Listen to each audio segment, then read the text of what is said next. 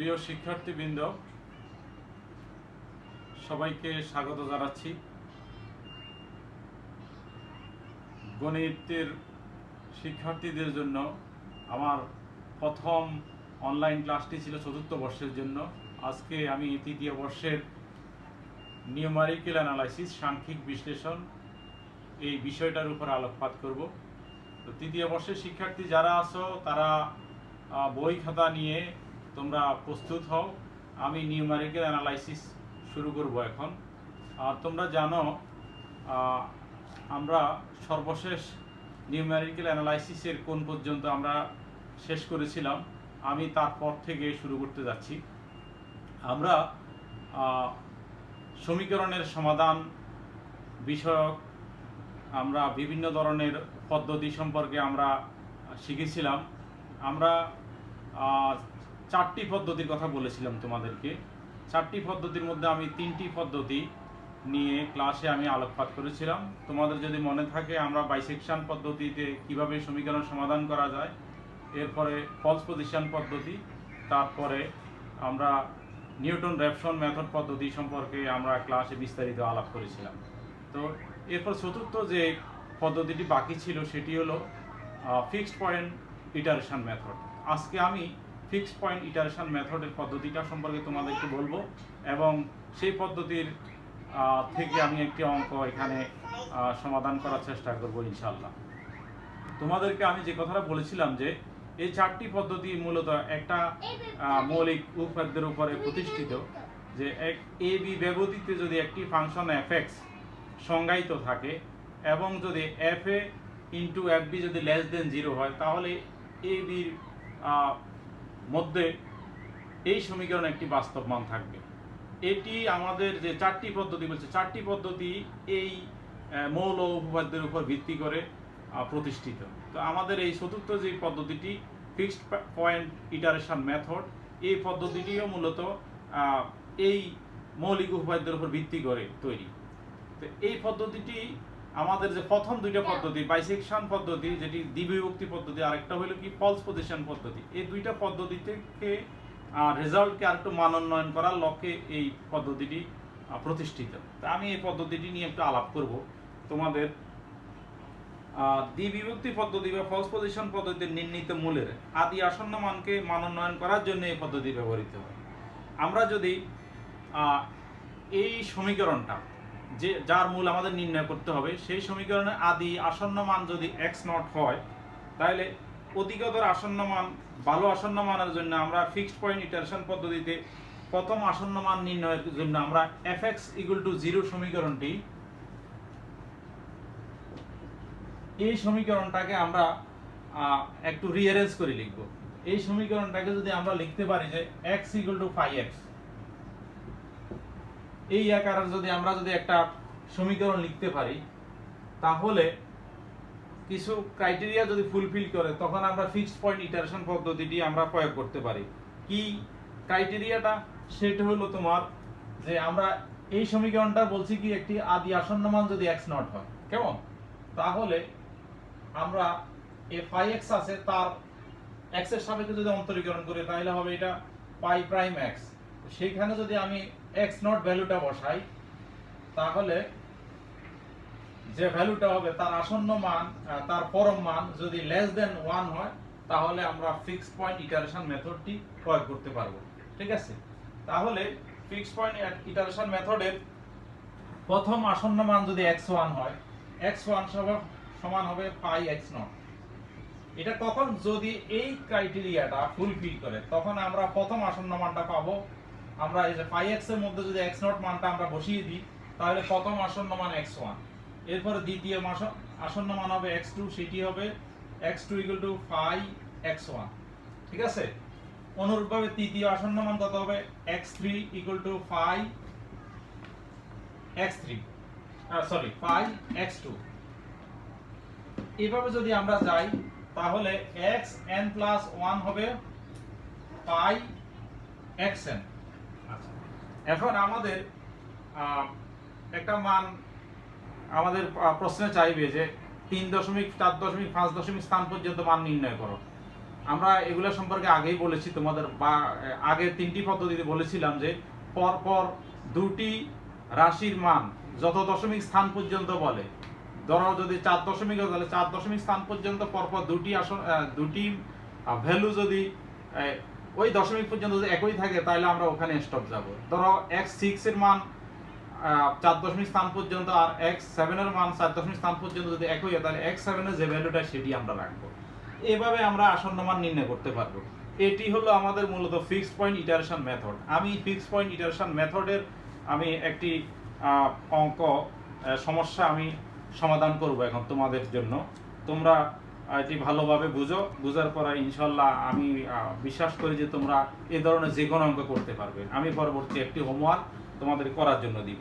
তা আমি এখন এই অঙ্কটি এই সমস্যাটি আমি বোর্ডে লিখতেছি, তোমরা খাতা কলমে লিখো। ফিক্সড পয়েন্ট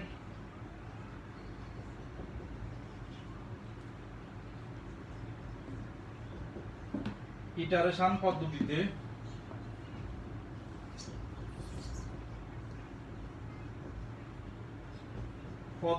ব্যবহার করে sin square x = x square - 1 সমীকরণের একটি বাস্তব মূল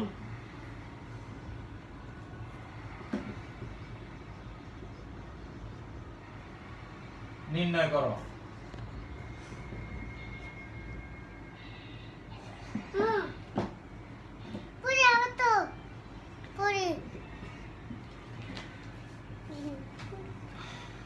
আচ্ছা, এখন এই ধরনের আমরা অঙ্ক বাকি 3টা পদ্ধতিতে করেছি। এটা অঙ্ক একই রকম কিন্তু পদ্ধতিটা ভিন্ন। ফিক্সড পয়েন্ট ইটারেশন পদ্ধতিতে আমরা বের করতে পারবো। ওইগুলোর মতে প্রথম যে স্টার্টিং এই সমস্যাটির সমাধান করার যে প্রথমে ধাপটা স্টার্টিং যে স্টেজ সেটা একই রকম। সেটা হলো আমরা প্রথমে লিখব যে প্রদত্ত সমীকরণ given equation sin square x = x square - 1, ঠিক আছে? তাহলে এটাকে আমরা fx = 0 আকারে যদি লিখি তাহলে মনে করি fx = পক্ষান্তর করলে আসবে কত sin square x - x square + 1, এটা হলো আমাদের fx, ঠিক আছে? এখন অন্যান্য অঙ্ক সমাধানে যে পদ্ধতিটি আমরা অ্যাপ্লাই করেছি এখানেও সেটা হলো আমাদেরকে প্রথম x নট এর ভ্যালুটা বের করতে হবে। ভ্যালু বের করার জন্য কি করতে হবে? আমাদেরকে ওই যে ব্যবধি a b ব্যবধি a এবং b টা এখানে বের করতে হবে। a b ব্যবধি বের করার জন্য আমি আগেই তোমাদেরকে বলেছিলাম যে কি করতে হবে, আমাদেরকে ক্যালকুলেটরের সাহায্যে এই সমীকরণটার সমাধান কত হয় আমরা এটা বের করতে হবে। সেটা কিভাবে বের করে আমরা এই ক্যালকুলেটরের সাহায্যে আমরা তোমাদেরকে বের করে দেখাইছি। আমি আর এখানে ফার্দার দেখাইতেছি না। এই ক্যালকুলেটরের সাহায্যে আমরা এখানে তোমার এই যে শিফট আছে, এখানে আমাদের এই যে এতে সলভের একটা ফাংশন আছে। আমরা সেই পদ্ধতিতে তোমাদেরকে ক্লাসে আমি বলেছিলাম সেই পদ্ধতিতে আমরা সমাধান করে দেখব। তো আমি ক্যালকুলেটরে সমাধান করে দেখেছি যে এটার মান আসে 1.4 সামথিং। তাহলে আমাদের এটা 1.4 থেকে ছোট হবে আর বিটা 1.4 থেকে বড় হবে। তো আমি এই জন্য এখানে আমি ধরে নিয়েছি যে 1.4 থেকে ছোট, আমি ধরে নিয়েছি a = 1.3 এবং এবং লিখছি তাহলে b সমান হলো 1.5। একটা মানে 1.4 এর একটা ছোট হবে আর একটা বড় হবে। এখন আমাদেরকে কি করতে হবে, fa এবং fb এর মানটা বের করে দেখতে হবে। যদি দুইটা বিপরীত চিহ্ন বিশিষ্ট হয় তাহলে কেবল এই দুইটার মাঝে এই সমীকরণটা একটা বাস্তব মূল থাকবে। তো আমরা এখানে f13 এটা বের করে দেখব আর হলো f15 এটার মান বের করে দেখব। আমি ক্যালকুলেটর বের করে দেখেছি যে f13 এর মান হলো তোমার প্লাস মান হয়, অর্থাৎ +23 সামথিং আসবে আর কিছু আসবে। আর f15 এর মান আসে তোমার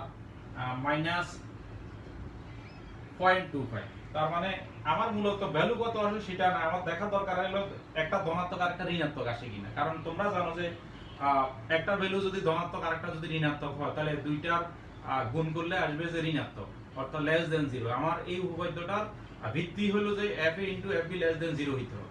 তো এখানে যেহেতু একটা প্লাস একটা মাইনাস, সুতরাং এটা গুণফল আসবে কত, লেস দেন 0। সুতরাং 1.3 এবং 1.5 এর মধ্যে এটার একটা আসন্ন মূল আছে।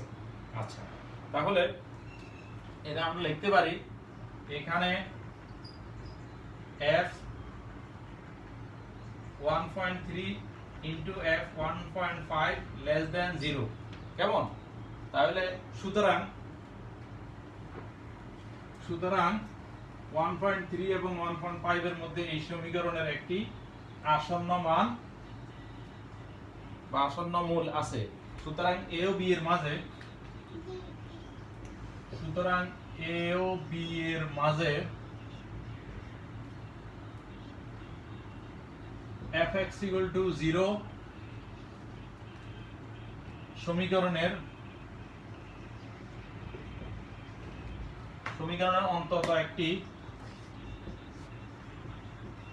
অন্তত একটি বাস্তব মূল পাওয়া যাবে। মনে করি আসন্ন মূল,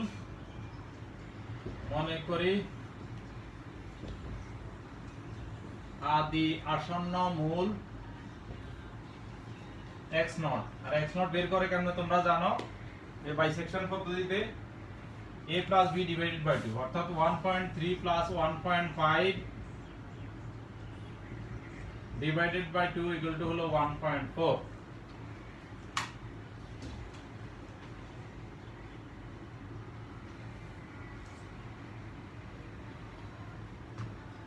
এই পর্যন্ত সব ঠিক আছে, আগের মতনই আমরা করছি।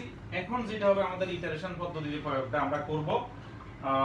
আমরা যে প্রথম যে সমীকরণটা লিখছিলাম x sin স্কয়ার x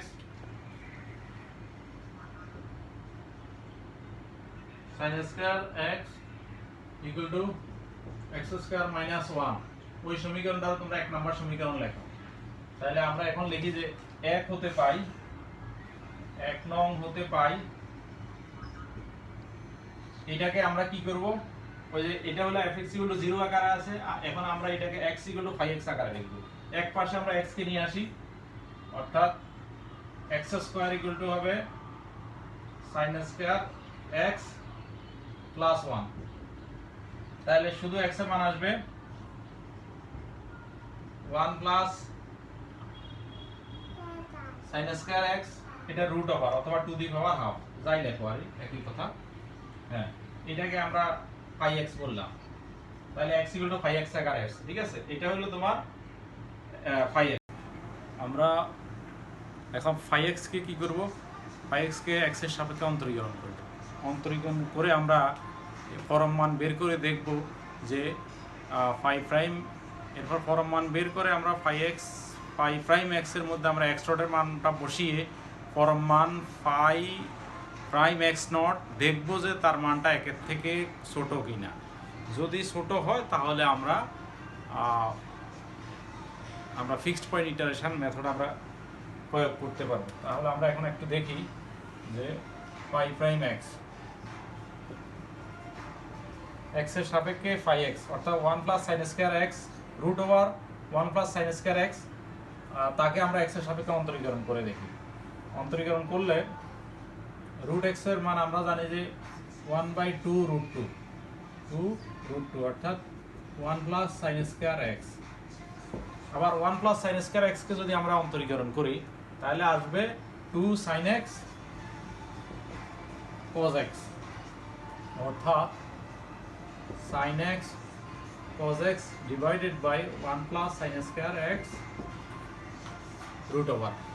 ঠিক আছে, এখন এখানে আমরা যদি x নটের মান বসাই, পাই প্রাইম x নটের মান কত 1.4, অর্থাৎ sin 1.4 cos 1.4 divided by 1 plus sine square 1.4 root over. ক্যালকুলেটরে তোমরা এই ভ্যালুটা বের করে দেখো, এইটার ভ্যালুটার মান আসবে তোমার, আমরা পরম মান নিয়ে দেখি, মান আসে 0.11930094 এরকম একটি মান আসে। ঠিক আছে, তো এটি তো একের থেকে ছোট, তাহলে আমরা ফিক্সড পয়েন্ট ইটারেশন পদ্ধতি আমরা প্রয়োগ করতে পারবো।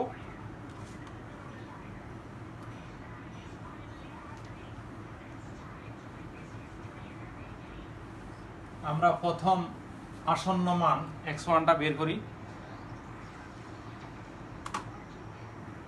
তাহলে আমরা লিখব সুতরাং ফিক্সড পয়েন্ট ইটারেশন পদ্ধতি প্রয়োগ করা যাবে। সুতরাং ফিক্সড পয়েন্ট ইটারেশন পদ্ধতি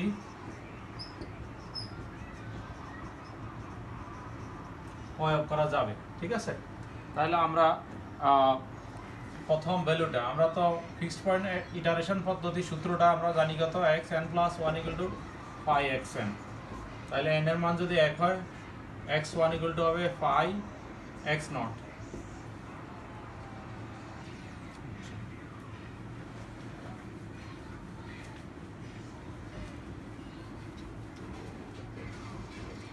টা কত,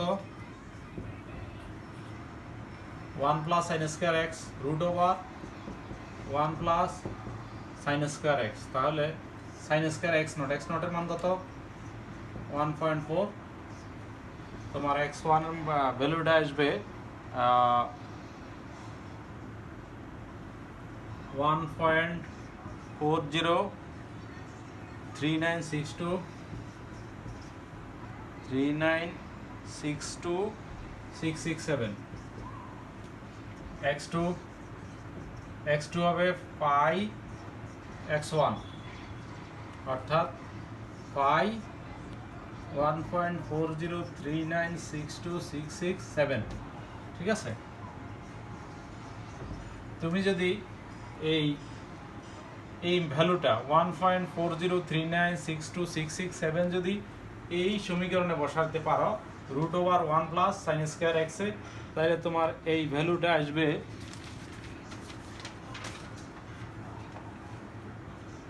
1.40430000065।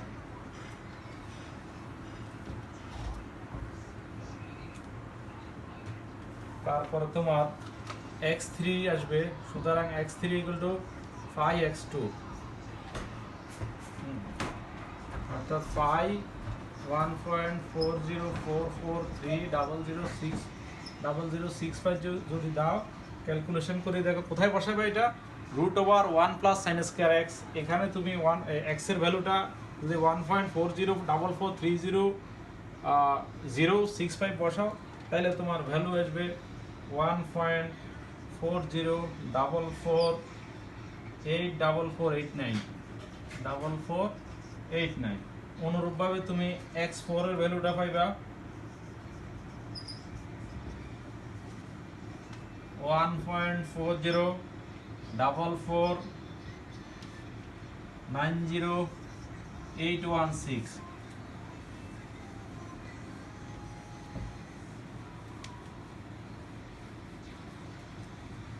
x5 এর ভ্যালুটা পাইবা 5x4 1.404491,551। x6 পাইবা 5x5, এই ভ্যালুটা পাইবা 1.404491,551। না, এটা আমি আগেরটা লিখে ফেলছি, এটা হবে 1.4044 9 এর ফল হবে 637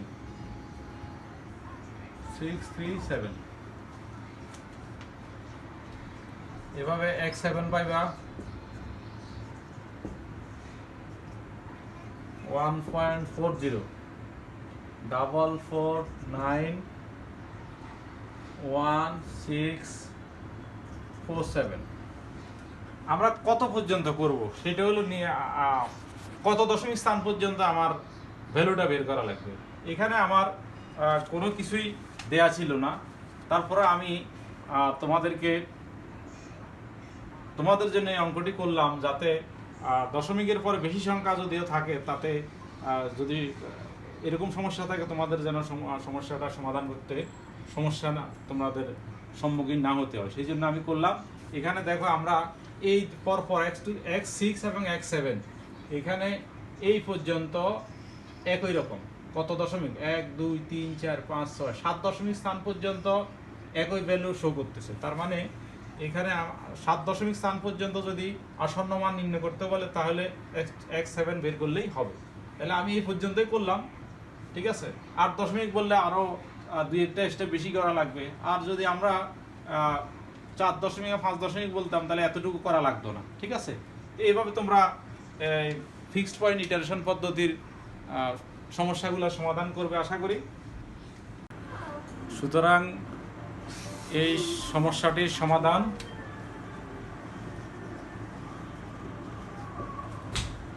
আসন্ন মূল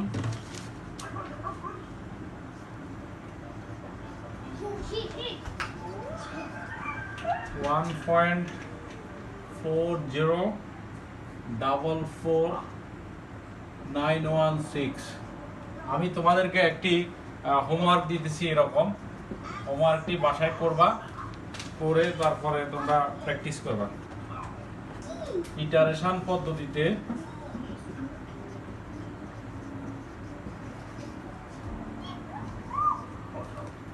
3x minus root over 1 plus sin x equal to 0 সমীকরণের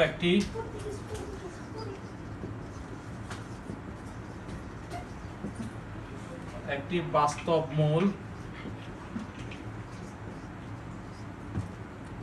5 দশমিক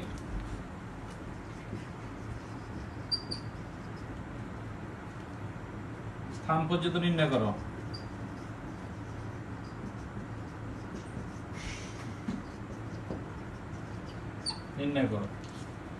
এটি তোমরা প্র্যাকটিস করবে। এরকম আরো অনেক অঙ্ক তোমাদের পাঠ্য বই আছে, তোমরা সেগুলা করবে। আবার পরবর্তী লেকচারে আমরা পরবর্তী চ্যাপ্টার নিয়ে কথা বলবো। এর পরবর্তী চ্যাপ্টার হলো তোমার ফাইনাইট ডিফারেন্স বা সসীম ব্যবধান। তো সে পর্যন্ত তোমরা ভালো থাকো, প্র্যাকটিস করো, প্র্যাকটিসে থাকো, পড়ালেখা করো। আবার দেখা হবে। এতক্ষণ ধৈর্য ধরে আমার লেকচার শোনার জন্য আমি তোমাদের ধন্যবাদ জানাচ্ছি। আল্লাহ হাফেজ।